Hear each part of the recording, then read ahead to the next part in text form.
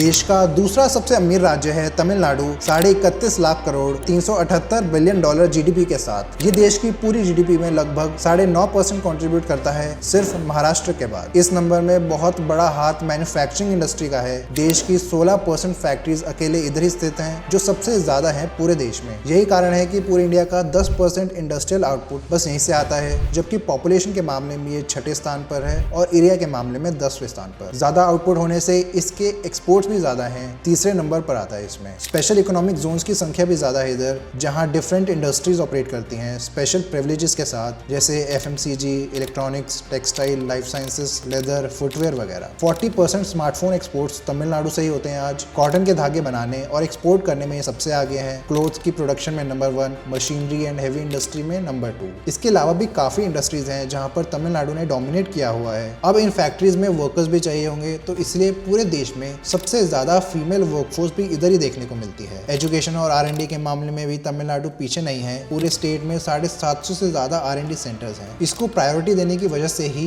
पूरे देश में सबसे ज्यादा पेटेंट फाइल होते हैं इधर। एक्सपोर्ट करने के लिए यहाँ 4 बड़े पोर्ट्स और 18 छोटे पोर्ट्स भी मौजूद है। तो सवाल ये उठता है कि तमिलनाडु कम पॉपुलेशन, छोटे एरिया और ज्यादा नेचुरल रिसोर्सेस ना होने के बावजूद भी कैसे आज इंडिया का सेकेंड रिचेस्ट स्टेट बन पाया।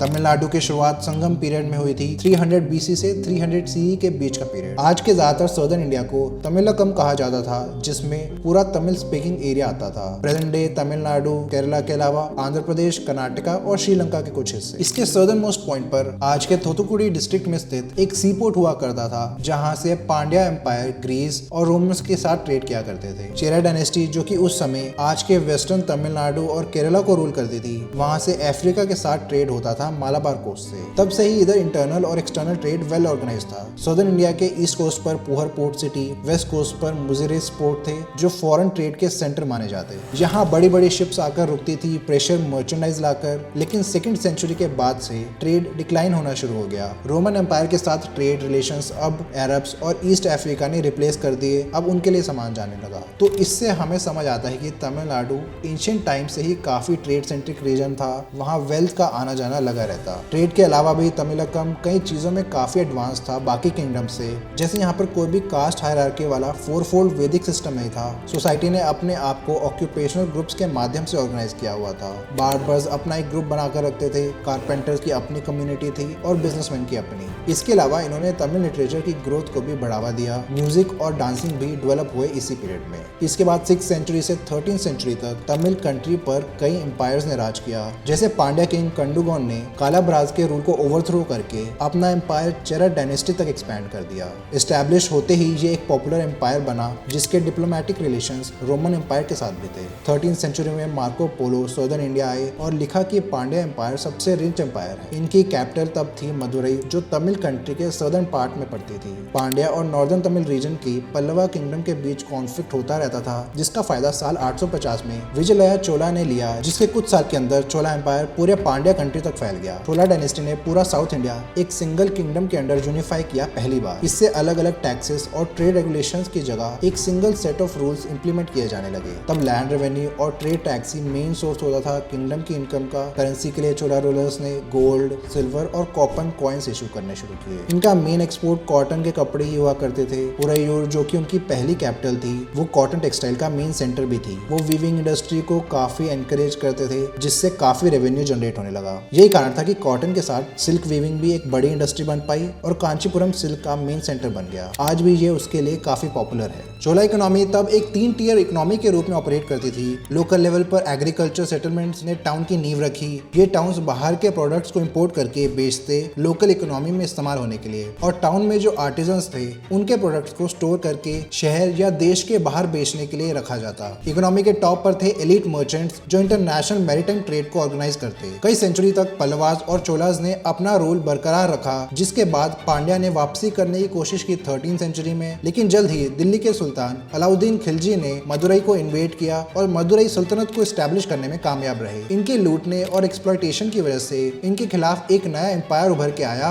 विजयनगर एम्पायर नाम से। देखते ही देखते ये इतना पावरफुल बन गया कि वो मदुरई सल्तनत को उनके एस्टैब्लिश होने के 50 साल के अंदर ही हराने में कामयाब रहे 1370s में, और पूरे साउथ इंडिया पे अपना कंट्रोल जमा लिया। एम्पायर एम्पायर की छोटी टेरिटरीज में रूल करने के लिए उन्होंने लोकल गवर्नर्स को रखा जिनको नायक्स बोला जाता था। इनके रूल में ही यूरोपियंस ने इंडिया में आना शुरू किया। पहले 1605 में डच ट्रेडर्स जिन्होंने पलिकट में अपना ट्रेडिंग पोस्ट एस्टैब्लिश किया। 20 साल बाद ब्रिटिश ईस्ट इंडिया कंपनी ने भी अपना एक वेयरहाउस एस्टैब्लिश किया पलिकट से 56 किलोमीटर दूर। मिड 1600s में विजयनगर एम्पायर के खत्म होने के बाद जब फ्रेंच ईस्ट इंडिया कंपनी आई तो उन्हें मुगल एम्पायर के रूलर औरंगजेब से परमिशन लेनी पड़ी ट्रेड शुरू करने के लिए। जल्द ही पौंडीचेरी उन्होंने अपनी ट्रेडिंग पोस्ट बनाई और अपना यूरोपियन इन्फ्लुएंस छोड़ना शुरू किया रीजन पर। ब्रिटिश ईस्ट इंडिया कंपनी इस दौरान खाली नहीं बैठी थी। वो मद्रास पट्टनम गांव को खरीद रहे थे अपना एजेंसी फोर्ट सेंट जॉर्ज को एस्टैब्लिश करने के लिए, जो उनका हेडक्वार्टर बना कुछ समय। कुछ साल बाद बंगाल की सभी फैक्ट्रीज का कंट्रोल मद्रास एजेंसी को दे दिया गया और बाद में इसे मद्रास प्रेसिडेंसी में बदल दिया गया। वो अपना ट्रेड यहाँ एक्सपैंड करना चाहते थे, इसलिए 1690 में कंपनी ने कडलोर के पास एक और किले को बनाया जिसका नाम है फोर्ट सेंट डेविड। इसके बाद 1700 आते आते पोर्टो नोवो,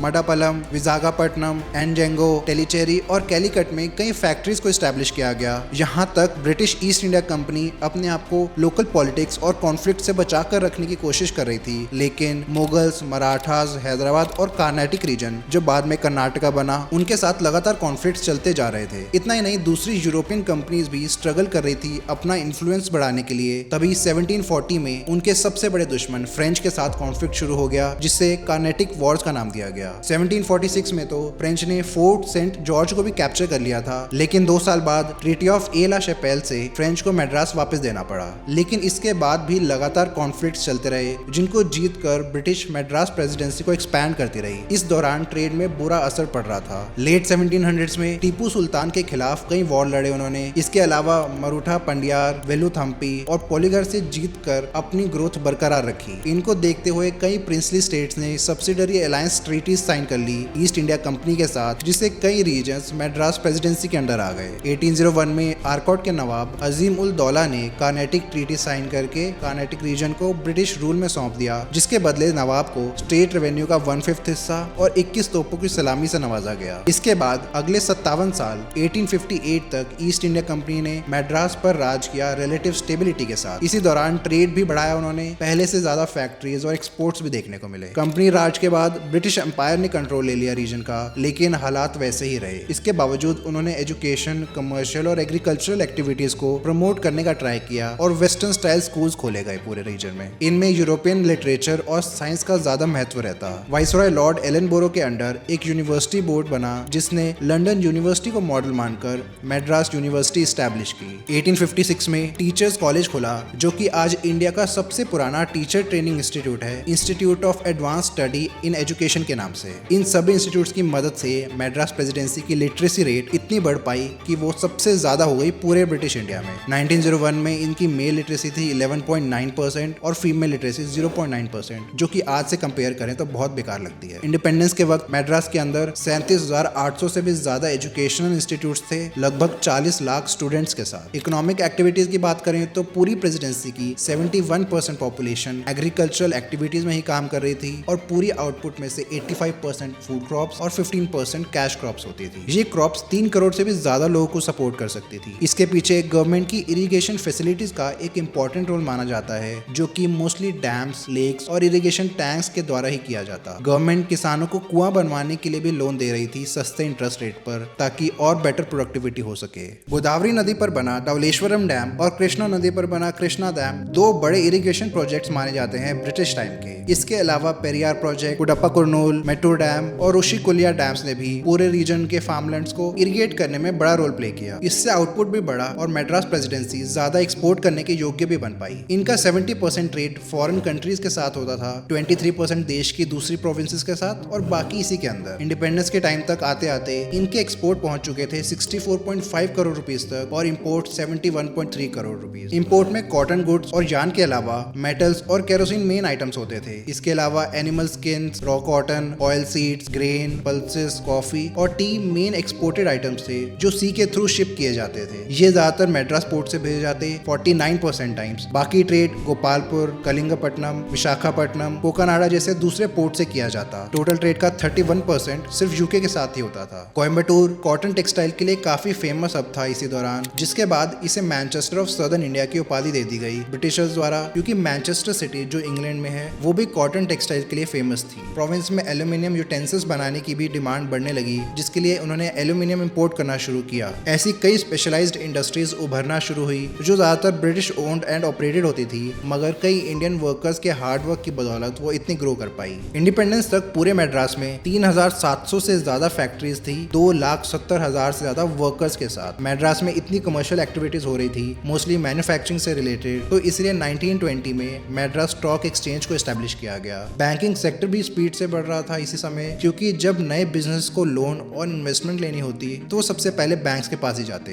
वैसे तो यहाँ पहला वेस्टर्न स्टाइल बैंक 1683 में ही खुल चुका था, मद्रास बैंक नाम से, लेकिन दूसरे बैंक्स जैसे कार्नेटिक बैंक और एशियाटिक बैंक्स वगैरह बाद में खुले। इन्हीं रीजन से इंडिपेंडेंस के समय तक मद्रास प्रेसिडेंसी में एग्रीकल्चर के साथ अच्छा खासा मैन्युफैक्चरिंग सेक्टर भी खड़ा हो पाया। आजादी के बाद मद्रास प्रेसिडेंसी बन गया मद्रास स्टेट, जिसको बाद में डिवाइड करके आंध्र प्रदेश बना दिया, सारे तेलुगु स्पीकिंग रीजन्स को मर्ज करके। 1956 की रीस्ट्रक्चरिंग में इसके कई डिस्ट्रिक्ट्स नेबरिंग स्टेट्स में ट्रांसफर कर दिए गए। इसका नाम बदलकर तमिलनाडु रख दिया गया। तमिलनाडु का मतलब होता है लैंड ऑफ तमिल्स या तमिल कंट्री। मद्रास सिटी इसकी कैपिटल बनी, जिसका नाम 1996 में बदलकर चेन्नई कर दिया गया। 1950s और 60s के दौरान स्टेट में एजुकेशन और इंफ्रास्ट्रक्चर के ऊपर काफी प्रोग्रेस देखने को मिली, जिसका श्रेय तब के चीफ मिनिस्टर कुमारास्वामी कामराज और उनकी सरकार को दिया जाता है। एक एग्जाम्पल है उनकी न्यू एजुकेशन पॉलिसी, जिसके अंदर हर 3 किलोमीटर की रेडियस में एक स्कूल होना अनिवार्य कर दिया गया। इसकी वजह से 12,000 नए स्कूल्स खोले गए पूरी स्टेट में, ताकि बच्चों को लंबा डिस्टेंस ना ट्रैवल करना पड़े स्कूल जाने के लिए। उसके बाद जब सरकार ने ये पाया कि स्कूल में एनरोलमेंट अभी भी कम है गरीबी की वजह से, लाखों बच्चे मैल नरिश्ड हैं, तो उन्होंने मिड डे मील स्कीम को लॉन्च किया। इसमें हर बच्चे को स्कूल में हर रोज एक फ्री मील दिया जाने लगा।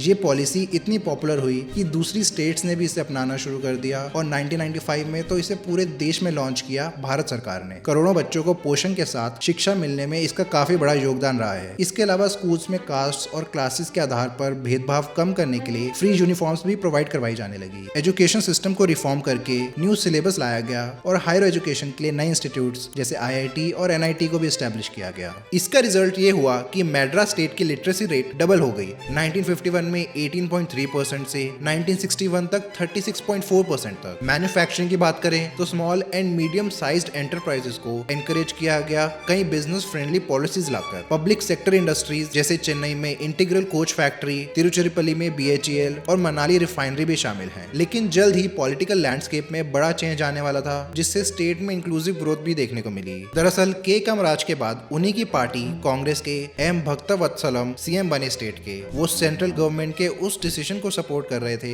जिसमें स्टेट के अंदर हिंदी को ऑफिशियल लैंग्वेज का दर्जा देने की बात चल रही थी। जनता इस डिसीजन से बहुत नाखुश थी। उन्हें लगा कि हिंदी को उन पर इम्पोज किया जा रहा है। इस बात का फायदा उठाया रीजनल पार्टी DMK ने। इसके अलावा राइस की शॉर्टेज और बढ़ती महंगाई भी इश्यूज थे इलेक्शंस में, जिससे कांग्रेस को हार का सामना करना पड़ा 1967 में, और DMK के CN अन्नादुराई CM बने। इसी समय स्टेट का नाम भी मद्रास से बदलकर तमिलनाडु रख दिया गया। तब से लेके अभी तक दोनों रीजनल पार्टीज DMK और AIADMK स्टेट पर रूल कर रही हैं। इस पूरे पीरियड में तमिलनाडु ने एक्स्ट्रॉर्डिनरी इकोनॉमिक ग्रोथ देखी। अगर हम तमिलनाडु और उत्तर प्रदेश की GDP पर कैपिटा कंपेयर करें तो 1960-61 में तमिलनाडु की यूपी से 1.5 गुना ज्यादा GDP होती थी, जो आज 3 गुना से भी ज्यादा हो चुकी है। और ऐसा नहीं है कि इधर कुछ लोग बहुत अमीर हो गए और बाकी सब गरीब हैं। तमिलनाडु इंक्लूसिव इकोनॉमिक ग्रोथ को अचीव करने में सफल रहा है। 1960 में तमिलनाडु की रूरल पॉवर्टी रेट थी 70%, उत्तर प्रदेश की सिर्फ 48%। मतलब इधर रूरल एरियाज के लोग यूपी से भी ज्यादा गरीब थे। लेकिन आज वही फिगर है तमिलनाडु में 21%, यूपी की 39% से ऑलमोस्ट आधी। इतनी इकोनॉमिक ग्रोथ जो कि इंक्लूसिव हो सबके लिए सिर्फ कुछ ही स्टेट्स ला पाई हैं इंडिपेंडेंस के बाद से। आज तमिलनाडु देश में चौथे नंबर पर आता है। सबसे कम पॉवर्टी लिस्ट में सिर्फ 1.43% पॉपुलेशन पॉवर्टी लाइन के नीचे आती है। वहीं उत्तर प्रदेश नीचे से चौथे नंबर पर आता है, 17.4% लोग पॉवर्टी लाइन के नीचे होने से। तमिलनाडु देश का दूसरा सबसे अमीर राज्य भी बन पाया है 31 लाख करोड़ रुपीस या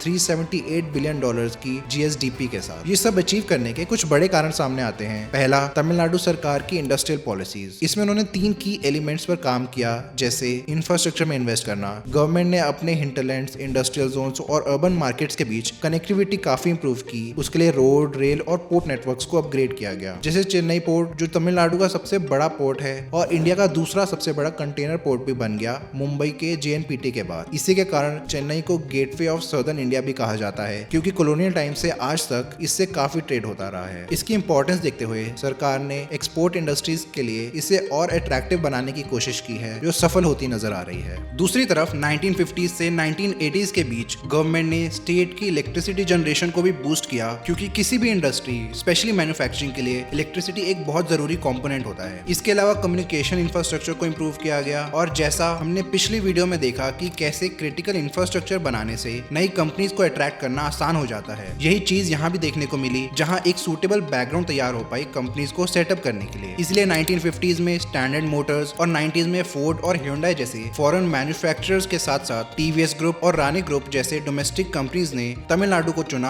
अपनी फैक्ट्रीज को एस्टैब्लिश करने के लिए। इससे काफी फायदा मिला स्टेट को। दूसरी चीज जो सरकार ने की वो थी इंडस्ट्रियल पार्क्स और क्लस्टरिंग को प्रमोट करना। वैसे तो इंडिपेंडेंस से ही इंडस्ट्रियल एस्टेट्स स्टेट के इकोनॉमिक लैंडस्केप का पार्ट रही हैं, लेकिन लेट 1980s में डीएमके के करुणानिधि ने तीसरी बार चीफ मिनिस्टर बनने के बाद नई स्टेट पॉलिसीज लाकर और कैबिनेट मिनिस्टर्स के साथ मिलकर इसे और ज्यादा इंकरेज करना शुरू किया। इन पार्क्स को एस्टैब्लिश करने के लिए प्राइवेट सेक्टर के साथ पार्टनरशिप की, जिससे इनमें कॉन्फिडेंस बढ़ता नजर आया। फॉरेन कंपनीज को सेटअप करने में आसानी हो और लैंड एक्विजिशन जैसी चीजों में दिक्कत ना आए, तो उसके लिए सरकार ने सपोर्ट प्रोवाइड करवाई और बैंक से लोन लेना भी आसान बनाया। फुटवेयर, ऑटोमोबाइल और आईटी जैसे स्पेसिफिक सेक्टर्स के लिए स्पेशल इकोनॉमिक जोन्स यानी SEZs एस्टैब्लिश किए गए। रिजल्ट ये हुआ कि आज तमिलनाडु में सबसे ज्यादा SEZs हैं पूरे देश में, और सबसे अधिक FDI प्राप्त करने वाले स्टेट्स में से एक बन पाया है। तीसरी चीज जो सरकार ने की वो थी स्किल डेवलपमेंट पर फोकस। इकोनॉमिक लिबरलाइजेशन के पहले से ही कई मेजर्स लेना शुरू कर दिया, जिसका फायदा उनको बाद में मिला।